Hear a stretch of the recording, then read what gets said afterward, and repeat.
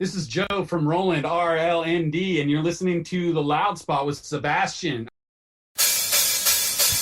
Oh, no! Oh, boy! Ah, here it comes! The motherfucking Loud Spot! That's right, you're listening to the almighty Hot Zone! Doing the intro to the Loud Spot podcast! You're goddamn right! We're doing intros for podcasts now! And if you don't like it, you can suck the entire circumference of my Wayne Gretzky with the squeals and the drops! P1E goes on till it pops! Cannonball, don't trust a cop! Johnny Spotswood just don't know when to stop! Yeah! And if you don't like it, you better take your ass up to the snooty box, cause this is the Loud Spot! Okay, see you later. What's up, everybody? Welcome to the Loud Spot. I'm your host, Sebastian Cosby, right out of Oklahoma City. Today, I have Mr. Joe Mcclune, who's in a band called RLND, right? But it's spelled RLND. That's right. What is going on, man? You live in, the Bay Area? Yeah, the band's in the Bay Area. It's basically Vallejo, Oakland, San Francisco, but I'm up in Portland right now. So now we're a long distance, but it doesn't really matter at all because can't play shows anyhow. Right. So you're from the Bay Area though, originally, right? Yeah, I'm from the Bay Area since I was a kid. I lived down in San Diego for a little while and then in New York, but I've been in the Bay, 25, 30 years of my life. So yeah, I'm actually from San Francisco. I was born in San Francisco, but I was raised in Vacaville. Oh, word. And then I actually moved to Oregon for a little bit, to Portland. Yeah. And then from Portland, I went to Washington. From Washington, I was like 24, and I ended up in Oklahoma. Oklahoma City somehow. Long story. Yeah, I mean, you just end up where you end up. We've been through Oklahoma a fair amount and also Texas. My wife's from Texas, so we spent some time down there. Oh, cool, man. Okay, so your band, RLND, you guys are signed to Sell the Heart Records? That's right. And and that is Andy Poles from Tsunami Bomb's record label, right? That's right, yeah. Okay, so how did he find you guys? Because you're from the Bay Area, did you guys just the local music scene? Actually, no. I was previously in another band down in San Diego, just a small band called Burn Report, and so I met. He's got a couple bands on his label. One's called Kata, and one's called Topoluna, and one of the guys in that band was previously in another band. His name's Demetrius Antunia, and they're a killer band. We've done, not tours, but we played a bunch of shows with them. And so I was actually just talking to him about trying to find a place to put out this new record. And he said, I know this guy, Andy. He's put out a couple of our releases, and I ended up, he hooked us up, and Andy's a really great guy to work with. And it just ended up working out. The timing was right. We talked to a couple other labels, but it wasn't really floating our boat, I guess, is the best way to put it. So when you're signed to a record label, right? Because I have a podcast, so I don't do the whole record label thing. Yeah. What does the record label do for you guys as musicians? Okay, so do you mean just in total or specifically as musicians? Like, does he get you guys concerts? I went to YouTube, saw you guys had some videos on YouTube. Yeah. Does he help with the production of that album art, like T-shirts, things like that? So what Andy does specifically is as a band, normally you end up having to do a lot of legwork with things that are hard to know as a band. And of course, the first thing that most record labels provide is some financial backing. And so he provided us some financial backing for printing the record and doing some PR for us. Awesome. And so, especially me, I'm what's known as the band dad. So I'm taking care of, a lot of the, the financials and I make all the merch. I did all the artwork for the record. Are you considered the band dad because you have gray hair? Yeah.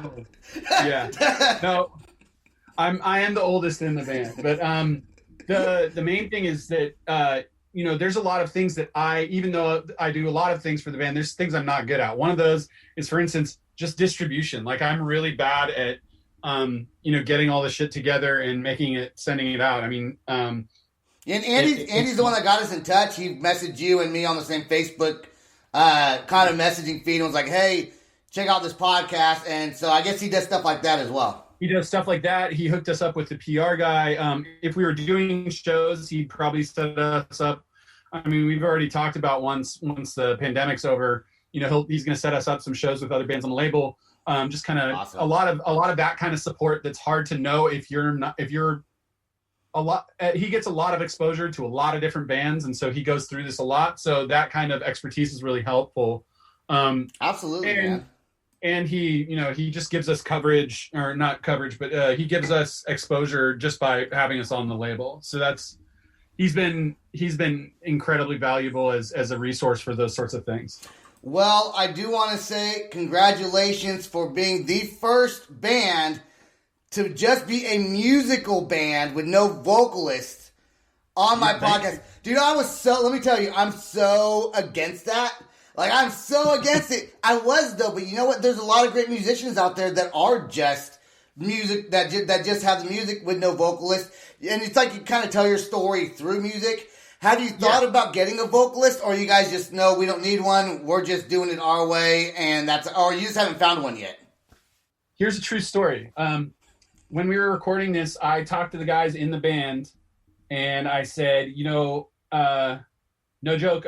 We had a previous album that was also instrumental. We've been instrumental the whole time, and on this record, I heard vocals on it. And I talked to the guys, and I was like, "Yo, let's put on some vocals." Like, kind of like, have you heard the band Elder, or High on Fire, where they have some vocals, but it's not a ton. No. And it's very well. You can check out those bands. I'll check them out. Yeah. But in any case, just like kind of sparse vocals, but I actually do feel like I feel like this record could have used vocals, and two of the guys, me and one other guy were super into it, and then the other two guys were kind of iffy. And in this band, we have a very specific rule that if one person doesn't like it, we don't do it. Right. A lot of bands are like that. That's awesome. Well, it's kind of the only way to do it so that everyone's satisfied and everyone feels like their voice is being heard. And so I get it. The guys were actually kind of enthusiastic at first, and then it just kind of fell off the radar, and we didn't end up doing it. So how do you come up with how do you come up with the song names?